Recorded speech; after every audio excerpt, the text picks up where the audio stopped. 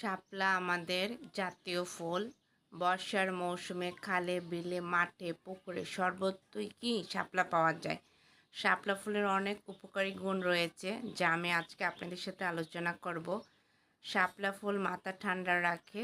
এতে ফ্লেভোনল গ্লাইকোসাইড নামক উপাদান রয়েছে, যা মস্তিষ্কের রক্ত সঞ্চালন স্বাভাবিক রেখে মাথা ঠান্ডা রাখতে সাহায্য করে। হৃৎপিণ্ডের দুর্বলতা কমায়, হজম শক্তি বৃদ্ধি করে, শরীরের কোষ গঠন ও ক্ষয়পূরণ করে। শাপলা চুলকানি ও রক্ত আমাশয়ের জন্য উপকারী একটা ভেষজ উপাদান। শাপলাতে calcium, phosphorus, iron, fibre, protein, carbohydrate, vitamin C, B171 ও অ্যান্টিঅক্সিডেন্ট থাকে। পেট ফাঁপা ও আমাশয় দূর করে।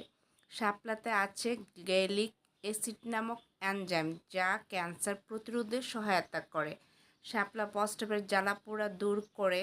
শাপলা একটি উপকারী ও সহজলভ্য খাবার, যার কোনো অপকারিতা নেই।